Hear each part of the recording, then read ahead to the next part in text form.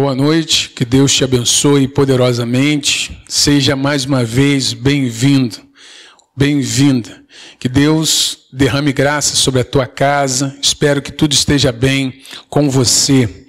Bom você estar junto conosco. Lembrando que nós estamos agora em culto ao Senhor. Você está aí na sua casa, me vendo, né? E vai ser uma grande bênção.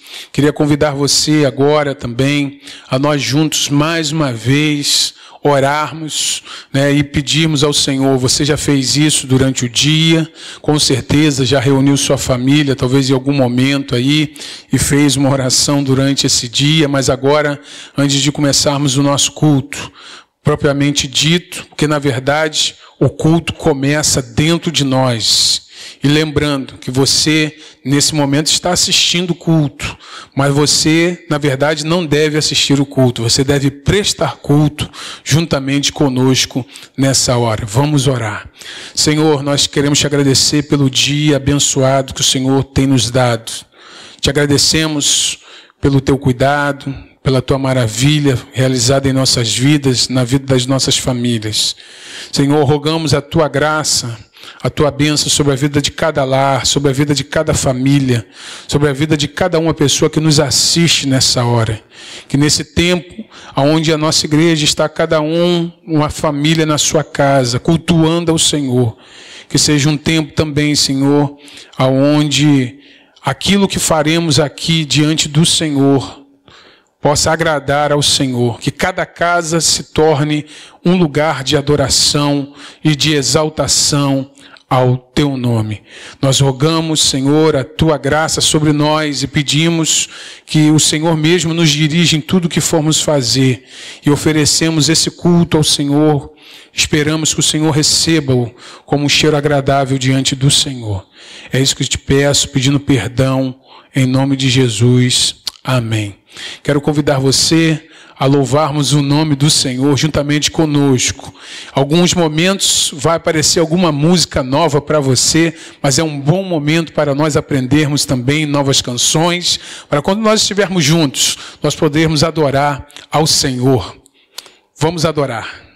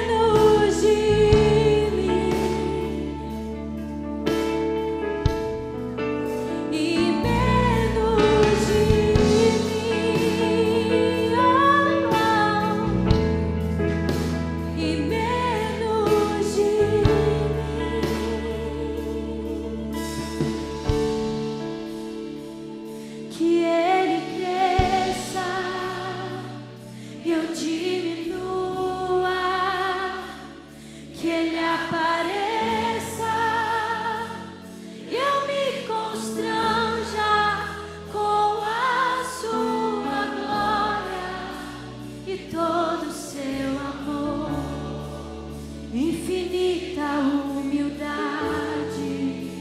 servos de todos os irmãos, que Ele cresça e eu diminua, que Ele apareça e eu me constranja com a sua glória e todo o seu amor, infinita humildade,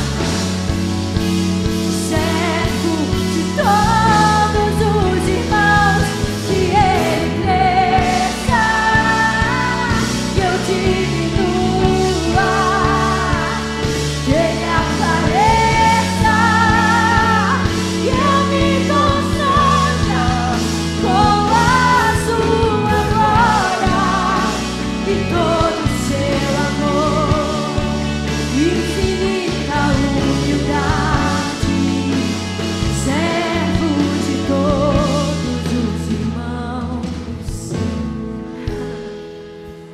Mais de ti, cante. Mais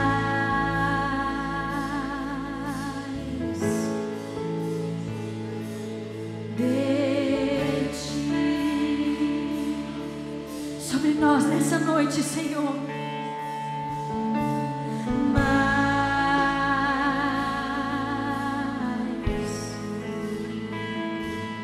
de ti e menos de mim, menos de quem eu sou e menos de mim, menos da minha opinião e menos de mim, menos dos meus próprios desejos e menos de mim,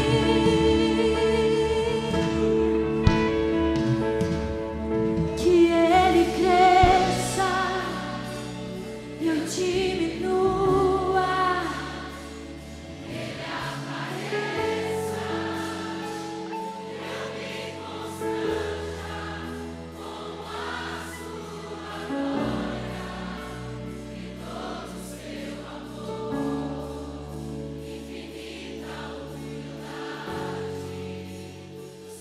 Se esse é o seu desejo, cante com todo o seu coração, que Ele cresça até que o meu nome seja esquecido, para que o dele seja exaltado para sempre.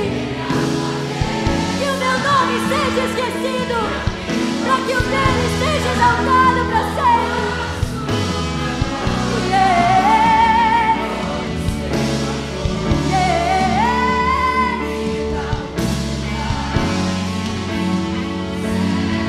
De todos os irmãos, que Ele cresça e eu diminua, que Ele apareça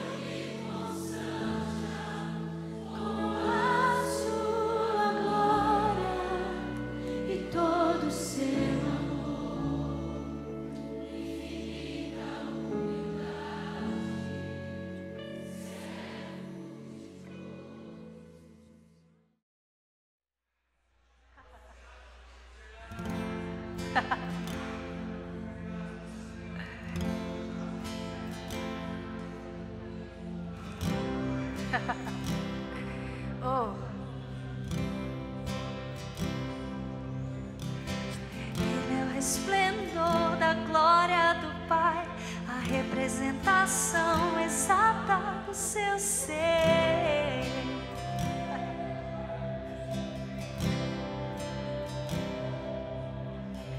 Sustentando todas as coisas pela palavra do seu poder.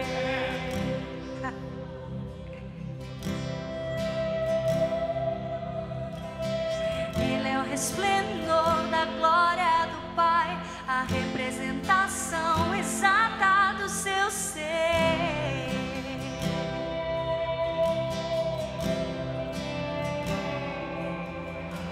Sustentando todas as coisas pela palavra do seu poder.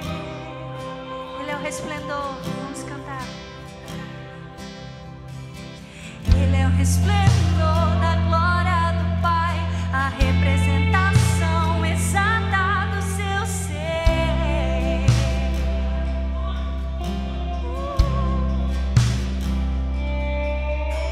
Sustentando todas as coisas pela palavra do seu poder.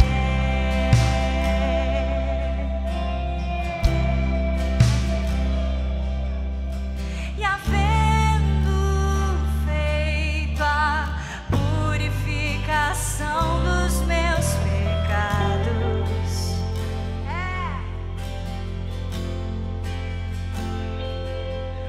assentou-se à direita do Pai em majestade.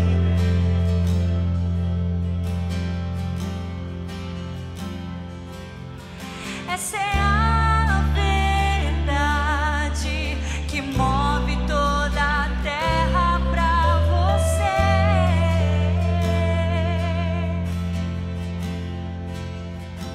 Jesus.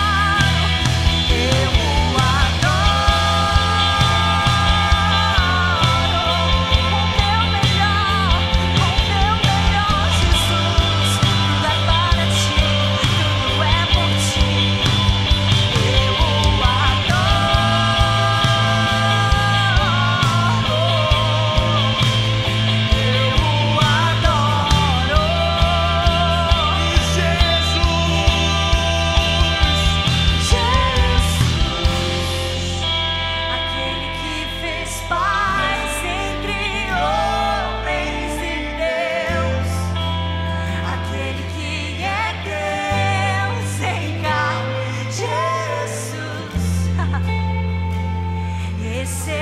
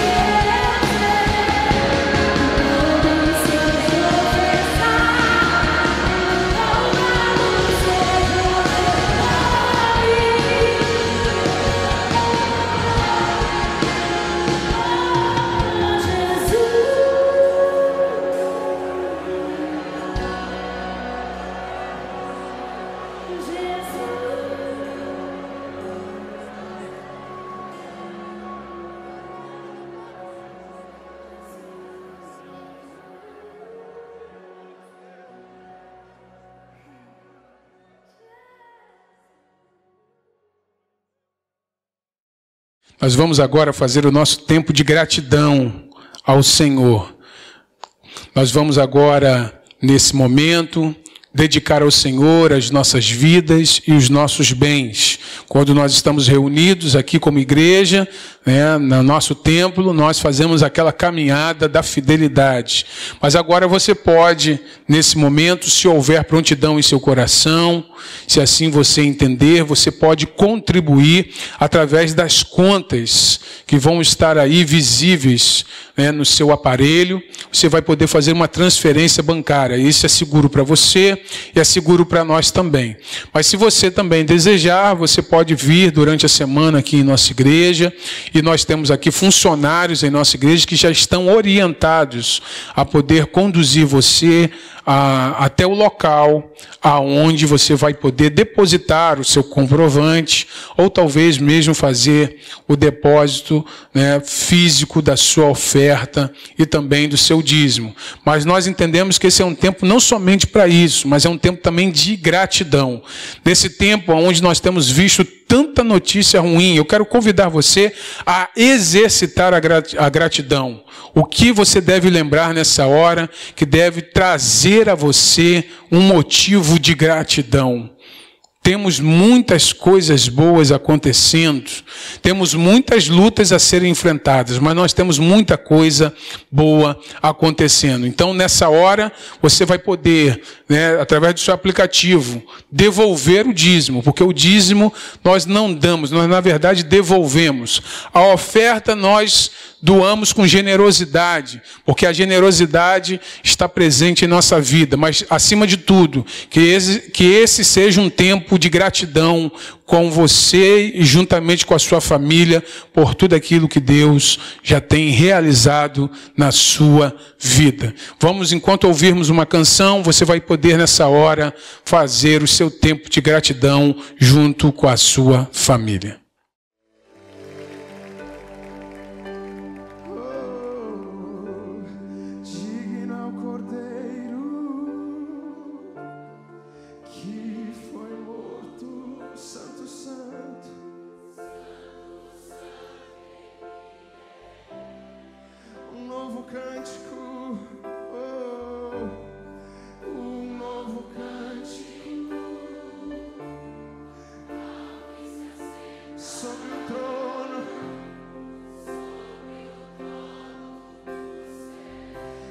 Digno é o poder, digno é o Cordeiro, Santo, Santo Ele é. Um novo cântico para ti,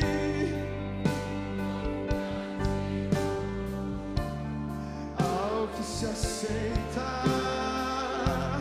sobre o trono.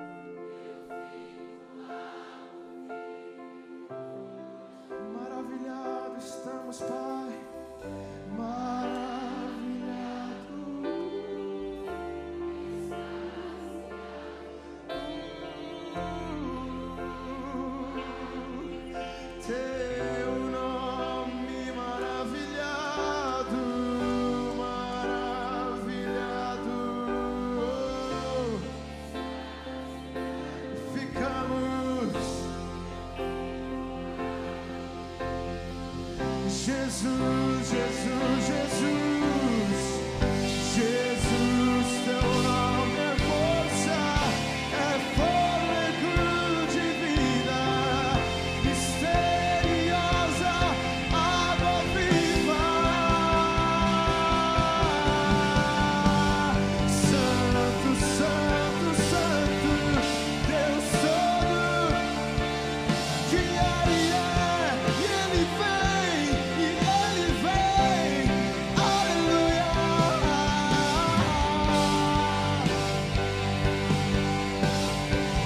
Louvores ao Rei do Rei, és tudo para nós, e eu te adorarei. Santo, Santo, Santo.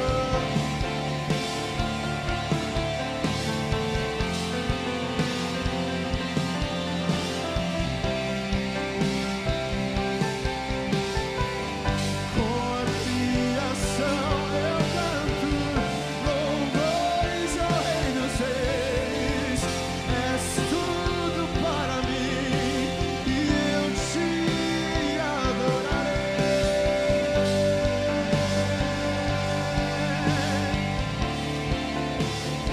És tudo para nós, és tudo para mim e eu te adorarei.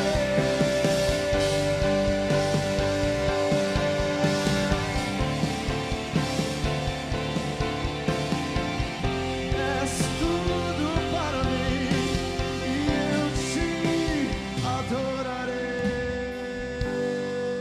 Aplauda o Senhor, te adoramos, Deus.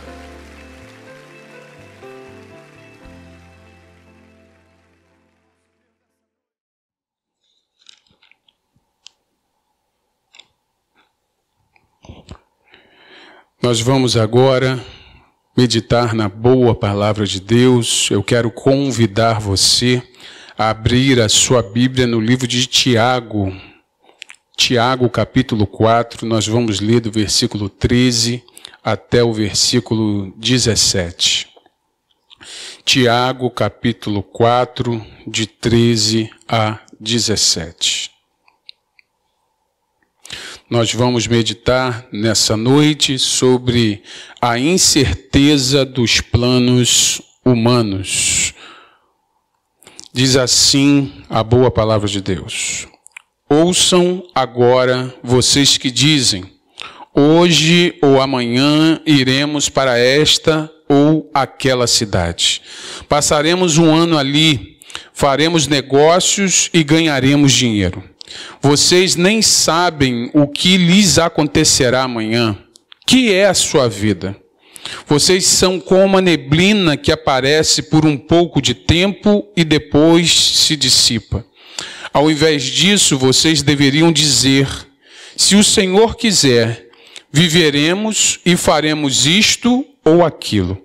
Agora, porém, vocês se vangloriam das suas pretensões. Toda vanglória como essa é maligna. Pensem nisto, pois quem sabe que deve fazer o bem e não o faz, comete pecado. Que Deus abençoe a sua palavra aos nossos corações. Queridos, eu estava meditando nesse texto e já lembrando de um texto lá do livro de Salmos que diz o seguinte: diz o nécio no seu coração, não a Deus. No tempo que nós estamos vivendo, talvez algum nécio possa estar falando, não a Deus. Esta é uma declaração que denota uma perspectiva ou um dos pontos diversos sobre o uso da vida. Alguém que tem muito orgulho, alguém que só consegue enxergar o mal, alguém que só consegue enxergar as más notícias, alguém que só consegue enxergar tudo aquilo de ruim que está acontecendo. Mas esse texto também de Salmos 14, versículo 1, parte A, mostra uma coisa muito clara e que Tiago também, de alguma maneira, está combatendo. O orgulho, meus irmãos, minhas irmãs, cega o ser humano de tal maneira que ele não consegue enxergar a totalidade da realidade. Na verdade, o ser humano faz planos e fala como se fosse senhor de sua vida, como se Deus não existisse. Mas preste bem atenção, Deus não é contra planos e nem contra planejamentos. Lá no livro de Provérbios, capítulo 16, logo no primeiro versículo e também no versículo 3, mas especificamente no versículo 3, diz lá: consagre ao Senhor tudo o que você faz, e os seus planos serão bem-sucedidos. Então nós não podemos olhar para esse texto e achar que nós precisamos ficar de braços cruzados, que Deus é contra todo tipo de planejamento. Deus não é contra planos e nem contra planejamentos. Mas o texto de Tiago é relevante para os dias atuais porque o secularismo aparece cada vez mais nos meios cristãos. Nós temos utilizado essa palavra algumas vezes em algumas pregações e talvez você já tenha ouvido essa palavra algumas outras vezes. Mas o que é o secularismo? Meu querido, o secularismo é uma visão de mundo e de vida. Todos nós temos uma visão de mundo e de vida. Ela necessariamente não fica evidente. Nós não ficamos falando assim, eu sou secular. Não.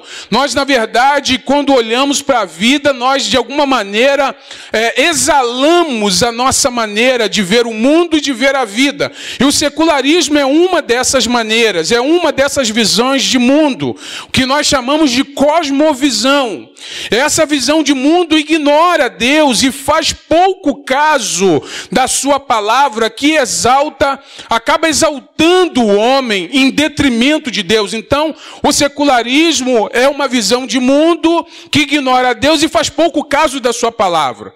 Esse secularismo acaba exaltando o homem e acaba rejeitando a Deus. O secular olha para a palavra de Deus e não consegue enxergar nela como uma verdade, como algo relevante, como algo importante para as nossas vidas. Mas é bom também nós sabermos quem é esse Tiago que escreveu essa epístola, essa carta. Essa carta que mais parece um sermão foi feita por Tiago, o irmão de Jesus, mas que foi um dos líderes da igreja de Jerusalém. Ele estava lá naquele concílio quando foi enviada uma carta das igrejas falando acerca da inserção dos gentios na igreja do reino de Deus. Então Tiago estava lá e nós vemos a presença de Tiago lá em Atos capítulo 15, a partir do versículo 12 até o versículo 19, quando Tiago diz lá que ele era um dos líderes da igreja, dá uma palavra, e parece que pelo jeito dele falar, as pessoas tinham muita consideração por Tiago, mas ele não se apresenta aqui como irmão de Jesus. O que eu acho lindo é que lá no primeiro capítulo, Tiago se apresenta como servo de Deus e do Senhor Jesus Cristo. Mas uma outra coisa, Tiago escreve uma carta para um rebanho disperso, para judeus convertidos ao cristianismo. E aí diz lá também no primeiro versículo que ele escreve as 12 tribos dispersas entre as nações. Não é à toa que Tiago também é considerada uma das cartas gerais. Quer dizer, uma carta de alcance a todas as pessoas, a todas as igrejas. Neste texto que nós acabamos de ler, principalmente nessa perícope, nesse texto, Tiago parece estar delineando um caminho a ser seguido. Muitos da sua carta, começa sempre falando acerca de ouvir, acerca de meus irmãos. Parece que há sempre um segmento nessa carta quando fala assim, meus irmãos, ou então quando usa-se a expressão, ouçam agora, ou prestem atenção nisso. Então Tiago nos chama a atenção para traçarmos, para caminharmos, para seguirmos um caminho. E quando esse caminho é seguido, nós trilhamos o caminho que Deus deseja para cada um de nós. Mas nós, em algum momento, podemos errar o caminho. Eu não sei se você já foi para algum lugar, e com certeza já deve ter acontecido com você, de você tentar chegar em algum lugar e errar o caminho, ou se perder no caminho. E quais são as razões, talvez, que nós temos, e que Tiago aqui aponta nesse texto, para nós errarmos o caminho, ou nos perdermos no caminho? Eu quero aqui tirar 4 preposições de que possíveis proposições ou possíveis erros que nós cometemos porque nós erramos o caminho de acordo com aquilo que Tiago está nos ensinando. A primeira coisa, irmãos, Tiago começa falando, ouçam agora. Ouçam agora vocês que dizem. Então parece que Tiago está nos chamando a atenção e parece que está nos lembrando de um primeiro erro. Um primeiro erro é a falta de atenção, distração. É como se Tiago estivesse falando, ouçam agora vocês crentes. Porque o texto, irmãos, é voltado para crentes, para cristãos, e não para descrentes. Ouçam agora, prestem atenção, levem em consideração o que será dito a seguir. Porque, meus irmãos, nós não podemos ser crentes desapercebidos dos tempos, do momento em que vivemos. Nós temos vivido um tempo difícil, temos vivido um momento difícil. Parece que Deus, de alguma maneira, quer nos chamar a atenção, quer chamar a atenção da igreja, quer chamar a atenção dos cristãos. E aqui eu volto a dizer, eu não vejo o coronavírus como um castigo divino. Não, mas eu vejo esse tempo que nós temos vivido como um tempo de despertamento, como um tempo a nos chamar a atenção, como se Deus também estivesse falando, ouçam agora, prestem atenção. Prestem atenção, porque, meu irmão, existem crentes que estão desapercebidos. Nesse tempo de incertezas que nós temos vivido, aonde as nossas agendas, elas têm até compromisso, mas parece que elas ainda estão abertas. Ou melhor, parece que elas estão pausadas. Agendas pausadas. Muitas coisas que dependem, talvez como se o filme da nossa história, como se tivesse a história da nossa vida, tivesse pausada nesse intervalo chamado coronavírus, Covid-19. Mas então, nós precisamos entender que nós precisamos ouvir, prestar atenção, o que Deus está nos falando através desse tempo. Porque um dos erros que nós cometemos no caminho, ou um dos erros que nós cometemos porque nós erramos o caminho, é a falta de atenção, é a grande distração que nós temos vivido. Mas um segundo erro, um segundo possível motivo pelo qual nós erramos o caminho é a ausência de sentido da vida. Nesse tempo tem sido um tempo de muita reflexão. Nesse tempo tem sido um tempo de nós pensarmos na nossa vida. E aqui parece que Tiago faz uma pergunta para um grupo específico de pessoas dentro da sua congregação. Parece que aqui são os comerciantes. Parece que aqui, na verdade, são os negociantes. E aqui ele está falando o seguinte: o que é a vida? É uma pergunta, uma boa pergunta a ser respondida. Se alguém te perguntasse hoje o que é a vida, parece uma pergunta filosófica, mas na verdade ela tem uma conotação muito prática. O tipo de vida que Tiago está aqui falando é aquele estado de alguém que está cheio de vitalidade. Alguém que está tão seguro da vida que está vivendo, mas pode não estar vivendo uma vida real e genuína. Tem vitalidade, tem vigor, mas não tem sentido. Não tem sentido porque não parou para considerar a brevidade da vida. Não tem sentido porque ainda também não parou para considerar a complexidade da vida. Meus irmãos, a nossa vida é composta de pessoas e de atividades.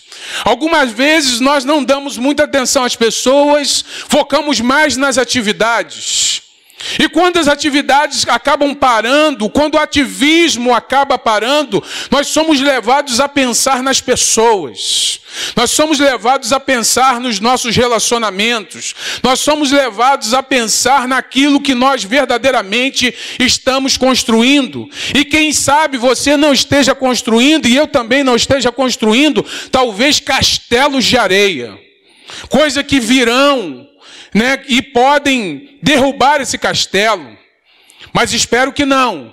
Espero que eu e você estejamos realmente construindo algo sólido, algo muito abençoador. Eu tenho recebido notícias maravilhosas de famílias que têm se reunido no culto doméstico. Parece que há agora um retorno de algo que nunca nós deveríamos ter parado de fazer. Se em algum momento nós paramos de fazer, que é a adoração em família, é a adoração na nossa casa, trazendo a Bíblia, a palavra de Deus, levando a palavra de Deus a sério, trazendo a Bíblia para a centralidade. Na verdade, quando nós trazemos a Bíblia, não é porque nós adoramos a Bíblia, mas nós adoramos o Deus que na Bíblia é revelado. Então, se nós queremos conhecer mais de Deus, nós precisamos conhecer mais da Bíblia que nós falamos sobre. E na verdade nós precisamos conhecer o Deus que é revelado nela. Porque Deus se deixou conhecer através da palavra revelada nas Escrituras Sagradas. Mas além disso, meu irmão, nós precisamos entender que quando nós falamos o que é a vida, existem pontos diversos sobre o uso da vida. Porque essa pergunta de Tiago é também uma pergunta nos mostrando o seguinte: como você tem usado a sua vida? A ausência de sentido da vida faz com que nós utilizemos e usemos a vida, o nosso estado vigoroso, a nossa vitalidade de maneira equivocada. Então, por exemplo, um ateu é alguém que principalmente enxerga apenas ou na maioria das vezes as evidências do mal. Alguém que acredita que realmente não acredita na existência de Deus. Ele é como aquele nécio lá do capítulo 14 de Salmos, no versículo 1. Diz o nécio no seu coração: não há Deus. E por que não há Deus? Porque ele só consegue enxergar o mal. Ele não consegue, talvez, de alguma maneira, enxergar o bem que, de alguma maneira, procede do mal. Porque o nosso Deus é um Deus que consegue construir histórias a partir de um mal que pode acontecer. Foi assim com a história de José. José foi levado para o Egito, foi vendido pelos seus irmãos, e diz lá no final, lá no capítulo 50 de Gênesis, quando José está diante dos seus irmãos, após o falecimento do seu pai, ele fala claramente para os seus irmãos: olha, vocês planejaram o mal. Vocês planejaram o mal, mas Deus transformou o mal em bem. Então, irmão, significa dizer que diante de alguma coisa diversa que acontece conosco, Deus de alguma maneira muito miraculosa, de uma maneira que somente o nosso Deus pode fazer, Ele transforma aquele mal em bem. Mas o ateu não consegue enxergar isso, ele só consegue enxergar as evidências do mal existentes no mundo. Ele só consegue enxergar os desastres, a violência, o ódio. E por isso ele chega à conclusão: Deus não existe. Logo, vou viver a minha vida para mim mesmo, quando muito para uma ou para outra pessoa. Mas também tem um outro ponto sobre o uso da vida, de alguém hedonista, alguém que quer ter prazer, alguém que olha para a vida que vive e entende que o alvo da vida é ter prazer. É o prazer pelo prazer. Então eu quero ter vitalidade, eu quero ter dinheiro para poder fazer muitas viagens, poder curtir muitos lugares, e digo isso, não acho errado, não é pecado nenhum, mas só quando nós vivemos apenas do ponto de vista do prazer, apenas do ponto de vista hedonista, quando nós empregamos os nossos recursos físicos para promover a quantidade e a qualidade dos prazeres, nós também nos perdemos no caminho. Nós perdemos o sentido da vida. Nós perdemos o sentido da vida porque nós, na verdade, talvez não entendemos ainda o que é a vida. Nós enxergamos a vida, até consideramos a brevidade dela, e por isso nós queremos fazer a maioria das coisas correndo, como se nós não tivéssemos mais tempo. Então nós não temos tempo para poder buscar a Deus. Eu tenho tempo para usar os recursos, eu tenho tempo para usar o dinheiro, eu tenho tempo para poder trabalhar e ganhar recursos para poder produzir o prazer. Mas isso é uma das concepções do uso da vida. Mas alguém que é cristão, alguém que acredita na intervenção de Deus, alguém que crê em Deus e crê nas suas leis que foram reveladas em sua palavra, já tem uma outra concepção de vida. Ele crê que Deus intervém. E porque crê que Deus intervém na história humana, ele também crê que ele é responsável diante desse Deus. E por ser responsável diante desse Deus, ele faz a seguinte resolução: a minha vida será governada pela dimensão divina. Isso significa dizer que ele enxerga o mal, mas ele também consegue enxergar aquilo que Deus está fazendo.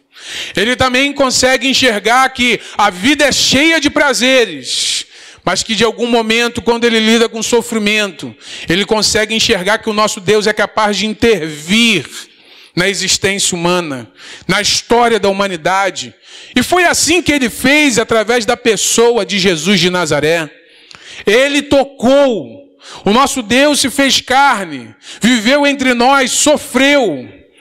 O texto de Hebreus nos diz, lá no capítulo 2, que o nosso Senhor Jesus sofreu também na carne. Logo, aquele que é cristão, ele tem um uso da sua vida diferenciado. E aí ele começa a responder essa pergunta, porque ele sabe que a vida dele é uma vida passageira, a vida dele é uma vida como se fosse uma neblina, mas ele também consegue enxergar aquela frase lá no versículo 15 que diz: ao invés disso deveriam dizer, se o Senhor quiser. E se o Senhor quiser, não deve ser uma declaração que é feita da boca para fora. Porque uma das coisas, um outro erro que nós cometemos no caminho, ou um possível erro que nós cometemos porque nós erramos o caminho, é a nossa pretensão arrogante, que é revelada num espírito altivo e afrontoso. É aquelas pessoas que estão tão certas das coisas, que eles estão lá como aqueles negociantes que falam assim: olha, hoje nós vamos, ou amanhã nós vamos, nós iremos para esta ou aquela cidade, como se dado certo. E aí eles colocam aqui um tempo: olha, nós passaremos 1 ano ali. É como se tivesse assim: o mar está calmo, está tudo tão tranquilo. Então nós vamos passar 1 ano ali, nós vamos fazer negócios, nós vamos ganhar dinheiro. Volto a dizer, não tem problema nenhum em fazer negócio e nem ganhar dinheiro. Isso não é pecado nenhum. O grande pecado é nós nos esquecermos que toda pessoa é como a relva, e toda a sua glória como a flor da relva. Seca-se a relva e cai a sua flor. É o que diz lá em Isaías, capítulo 40, do versículo 6 ao versículo 8. É o que diz lá, querendo falar sobre a fragilidade na vida. Esse tipo de pessoa que tem uma pretensão arrogante, ela tem confiança nos recursos e não no doador dos recursos. A mentalidade de segurança e da segurança dela e do planejamento carnal, elas não consideram o fato da fragilidade humana. Elas estão tão seguras. A mentalidade dela está tão segura de que o planejamento que ela fez vai dar tão certo que ela não consegue enxergar as possíveis intempéries da vida chegando. Logicamente que tem coisas que nos pegam pelo caminho. Assim como o tempo que nós estamos vivendo, às vezes uma enfermidade, às vezes o desemprego, e não somente isso, alguns outros infortúnios e vicissitudes da vida acabam nos pegando. E quando nos pegam, nós reconhecemos aquilo que Tiago aqui está falando. Olha, ao invés de dizer amanhã eu vou, hoje eu vou passar um ano. Ele reconhece aqui, olha, vocês são como a neblina que aparece por um pouco de tempo e depois se dissipa. Mas, meu querido, quando a neblina se dissipa, a neblina, você sabe aquilo que é a neblina, aquilo que aparece às vezes, né, no inverno, em tempos frios, aparece a neblina, mas quando a neblina desaparece quando o sol aparece. Quando o sol aparece. Quando o sol aparece, a neblina, ela vai embora. Ela vai embora. E aí isso nos lembra que nós somos apenas sombra, nós somos pó. A lembrança de que nós somos pó não deve nos levar à letargia. Não, mas deve nos levar à reflexão e à diligência. E esse é um outro erro que pode acontecer no caminho, ou também um outro possível erro que nos faz errar o caminho. É a ausência de reflexão e de diligência.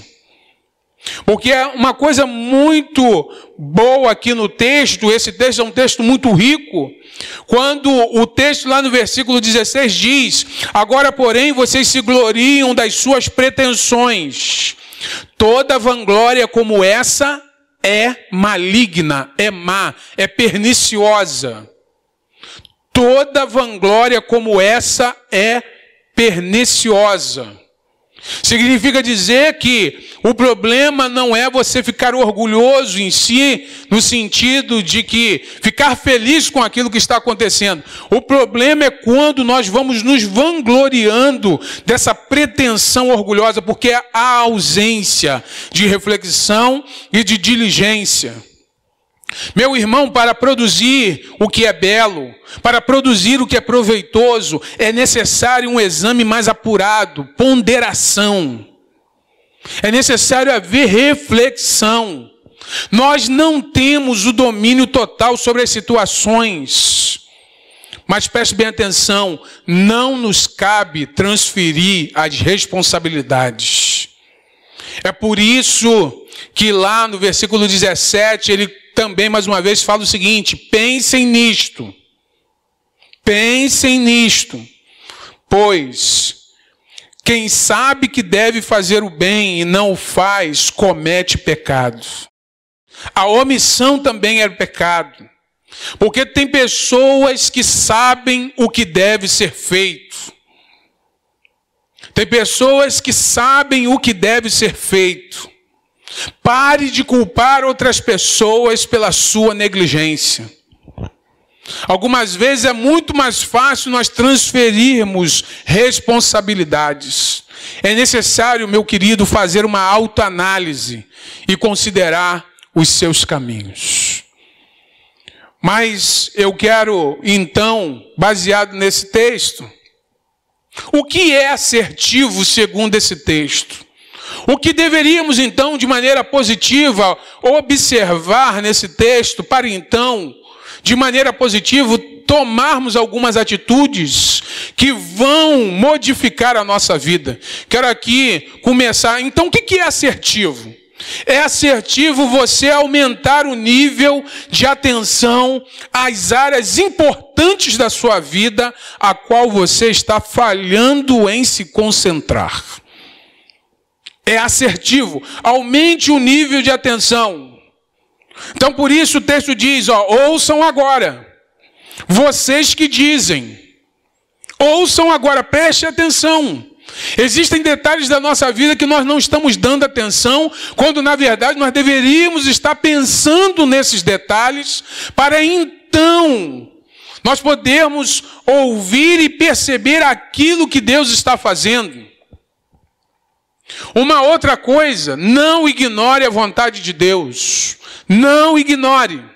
O texto aqui nos chama muita atenção sobre isso. Quando você lê todo o capítulo 4 do livro de Tiago, você vai perceber aqui um apelo claro a poder se submeter à vontade de Deus, a se submeter a Deus.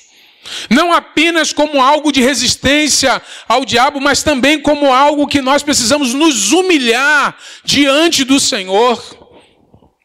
Não ignore, irmãos, a vontade de Deus não é uma fórmula para a infelicidade. Tem muita gente que acha que quando nós oramos, seja feita a tua vontade, é como se fosse algo pesaroso.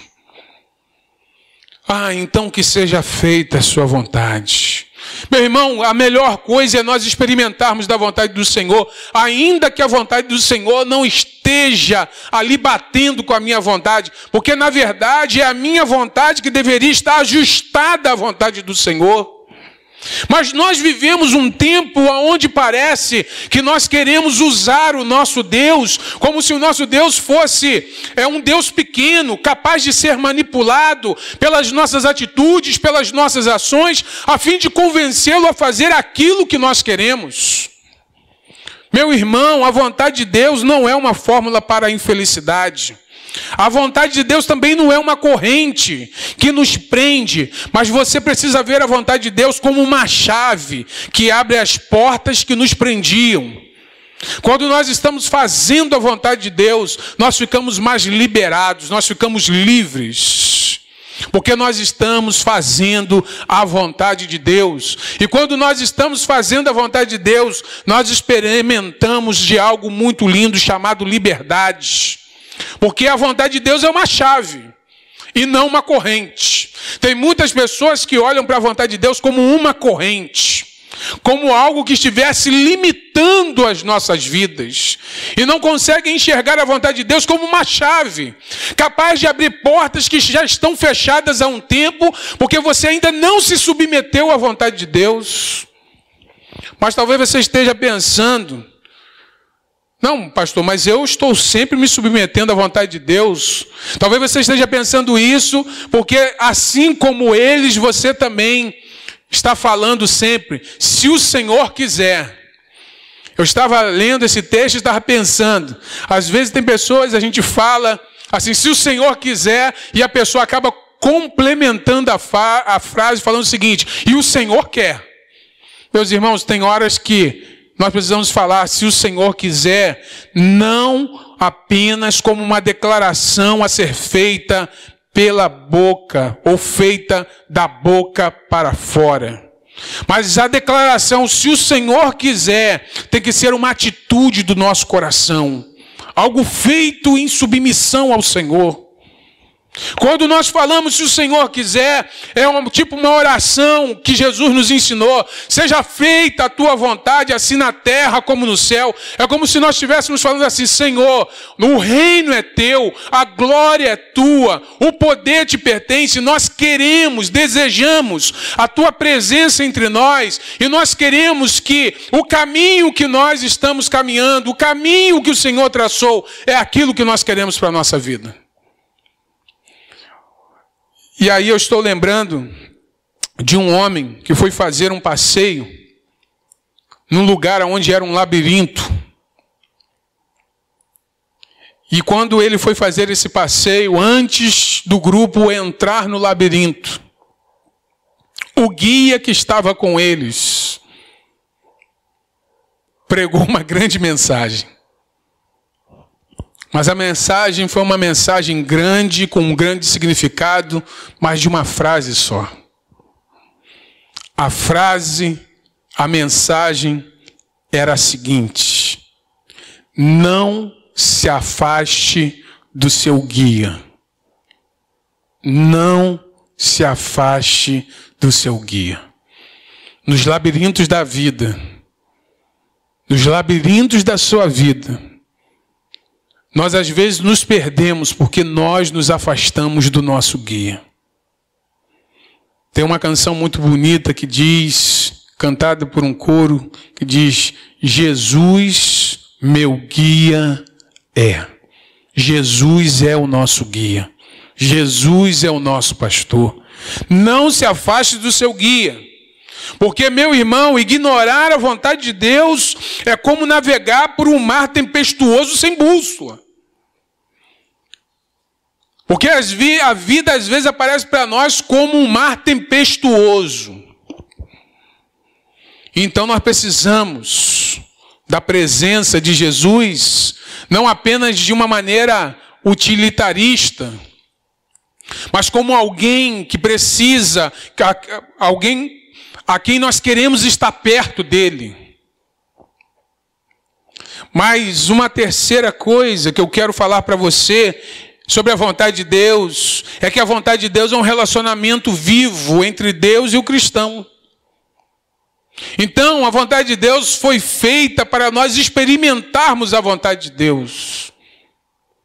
É isso que diz lá em Romanos 12, 2, você já está cansado de talvez ouvir esse texto, para que vocês experimentem a vontade de Deus. É vivenciar, é experimentar. Porque quando nós temos esse relacionamento vivo entre Deus e o cristão, nós experimentamos a vontade de Deus.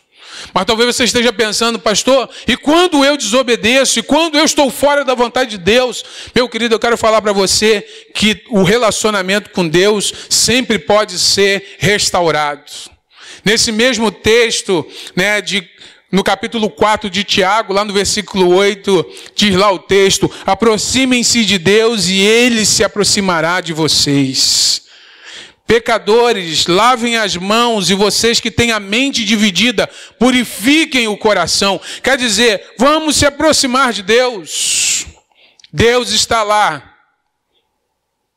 Deus sempre está aqui. Deus está em nós, através do Espírito Santo. Talvez dando para nós aqueles insights: olha, você está longe do guia. Não se afaste do seu guia. Mas a terceira coisa assertiva, para mim, olhando nesse texto, que Tiago parece nos ensinar, para que nós fiquemos no caminho e não erremos o caminho, é: não desvincule a sua fé da sua vida diária. Algumas vezes, irmãos, nós desvinculamos, achamos assim: a dimensão espiritual está aqui, a minha vida secular está lá. Meu irmão, na verdade nós precisamos entender que há a questão do sagrado e do profano. E que às vezes nós agimos na esfera religiosa e na esfera secular. Mas alguém que age na esfera secular pode fazer um trabalho sagrado. Necessariamente, para fazer um trabalho sagrado, não precisa estar na esfera do religioso. O que nós não podemos fazer é desvincular a nossa fé da nossa vida diária. Porque sempre que a fé não resulta em amor, o ensino aparece desvinculado da vida diária. E você sabe, o amor não é uma palavra, não é um sentimento, o amor é uma atitude. Mas não é esse amor que as pessoas têm falado aí, onde nós aceitamos tudo e concordamos com tudo, sempre dizemos sim. Esse tipo de amor não é o amor bíblico. A palavra de Deus nos diz lá que o amor, na verdade, ele é sacrificial. E às vezes o próprio sacrifício é poder chegar perto de alguém e falar: olha, nós não concordamos com isso, mas nós continuamos se amando. A Bíblia de Deus também nos diz lá em Hebreus capítulo 12, que o Senhor disciplina aquele que ama. Olha o amor aí em disciplina. Então amar também significa disciplinar, significa corrigir caminhos. Mas, meu irmão, sempre que a fé não resulta em obras, em ações práticas, também é uma evidência de que o aprendizado está desvinculado do dia a dia da vida. Eu gosto muito do texto de Tiago, e várias vezes nós o citamos, porque o Tiago fala o seguinte, olha assim como o espírito está morto, né? Assim como o corpo está morto sem o espírito, também a fé sem obras está morta. Então aquilo que traz vitalidade ao corpo é o espírito. E assim aquilo que traz vitalidade à nossa fé são as obras. Lembre-se bem, nós não estamos falando das obras para serem salvas. Nós estamos falando das obras que é um desdobramento da nossa fé em Jesus. E por sermos crentes em Jesus, por crermos em Jesus, nós entendemos aquilo que Jesus falou em Mateus capítulo 5. Assim brilha a vossa luz diante dos homens, para que vejam as vossas boas obras e glorifiquem a vosso Pai que está nos céus. Nós precisamos conectar fé e obras. Mas eu quero concluir a minha palavra nessa noite com você, lembrando a você que este capítulo começa falando sobre guerras. Guerras travadas no interior do coração.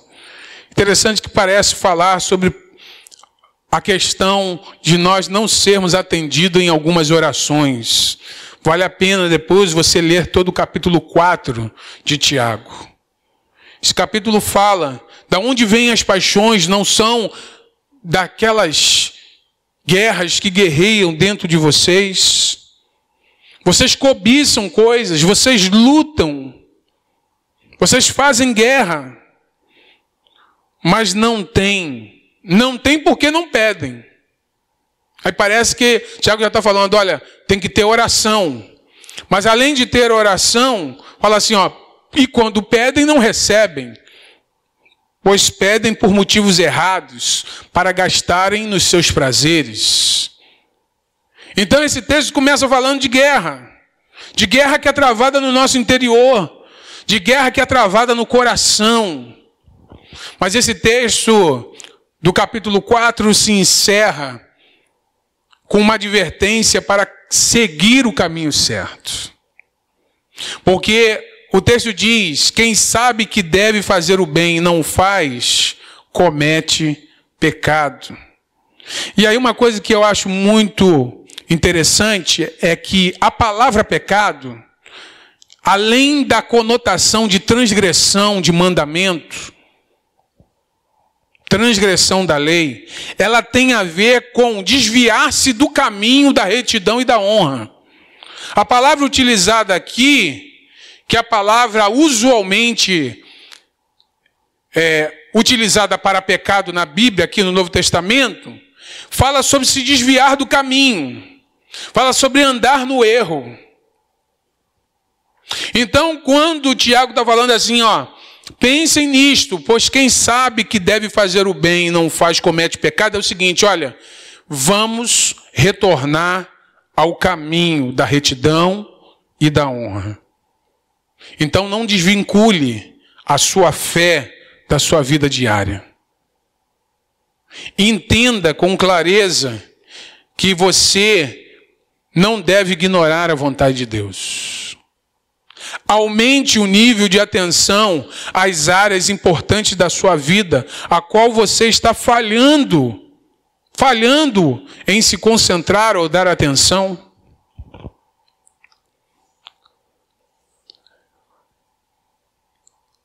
Lá em Tiago capítulo 5, 20, como nós estamos falando de caminho, diz assim, 19 e 20, meus irmãos, se algum de vocês se desviar da verdade e alguém o trouxer de volta, lembre-se disso.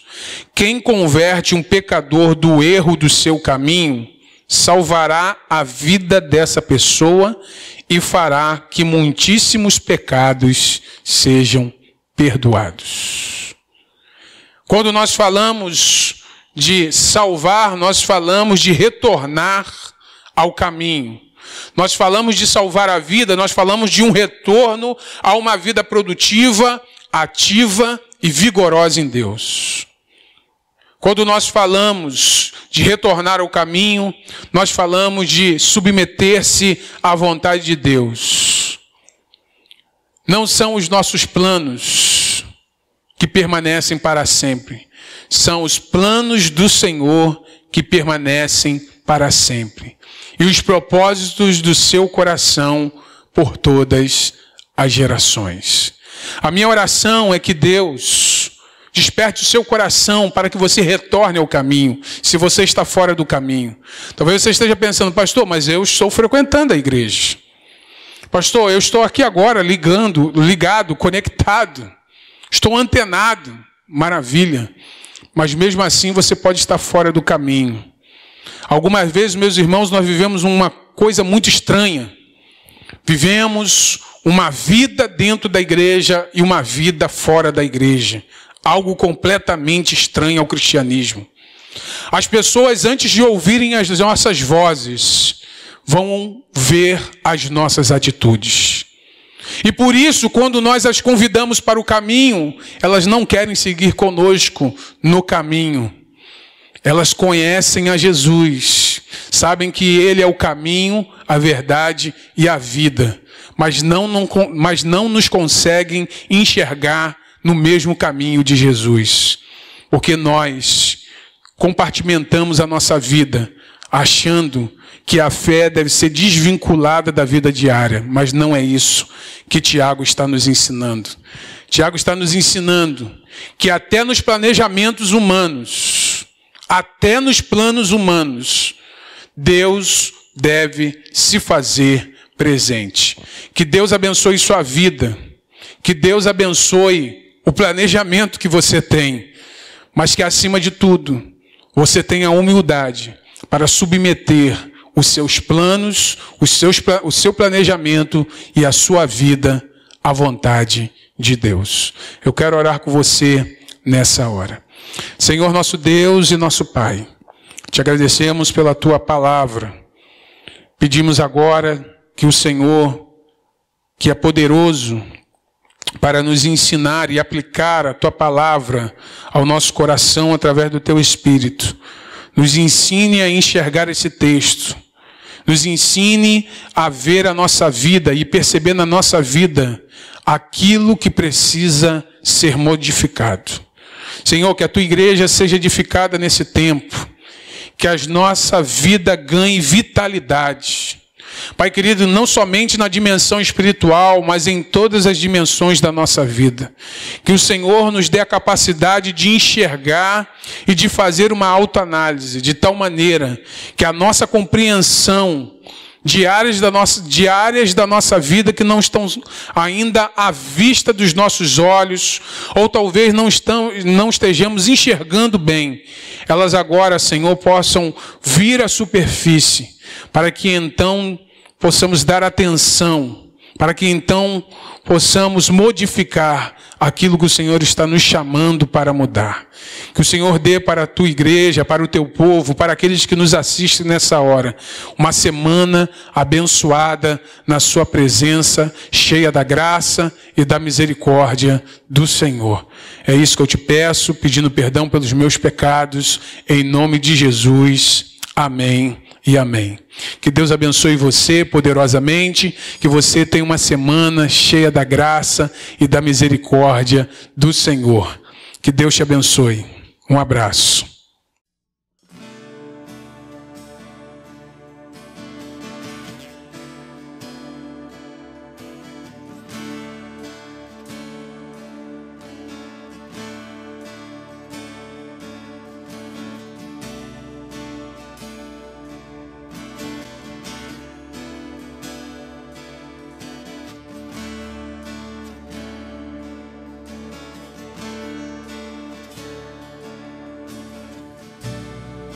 Agita as águas paradas da minha alma,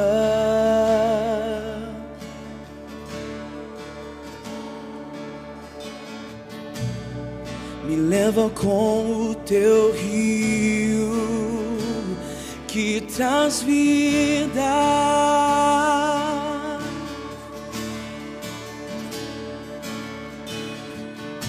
Não tenho as palavras certas a dizer pra provocar-te a querer-me mais do que já me queres.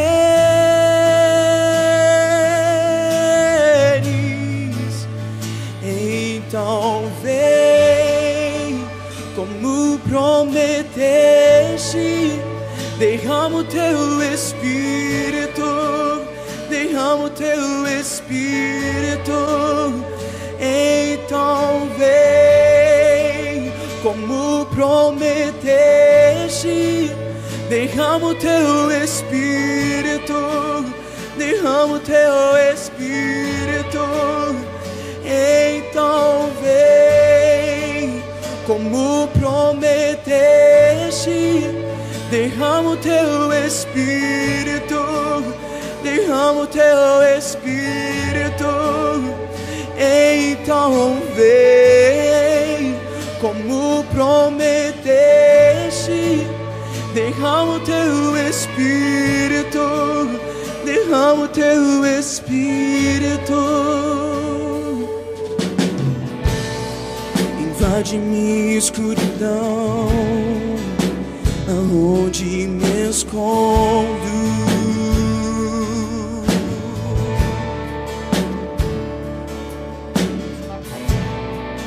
Me abraça com teus braços, com tua paz, Senhor.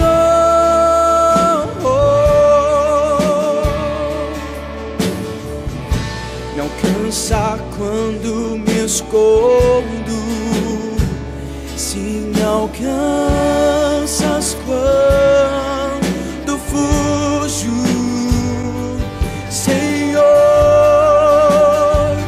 Vem encher minha alma de amor.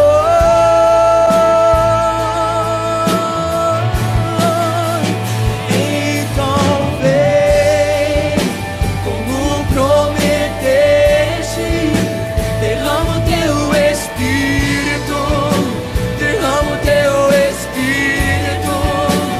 Então vem como prometeste, derrama o teu Espírito, derrama o teu Espírito.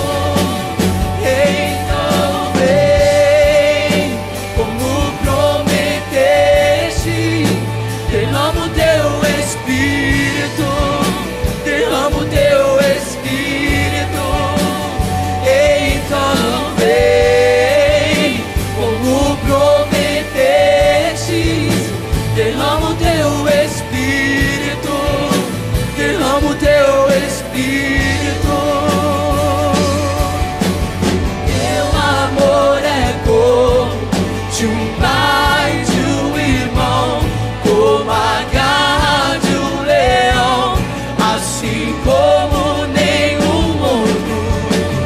Violentamente persegues e me abraças, me envolve em quem tu és. Teu amor é como de um pai, de um irmão, como a garra de um leão, assim como nenhum outro. Violentamente persegues e me abraças, me envolve em quem tu és.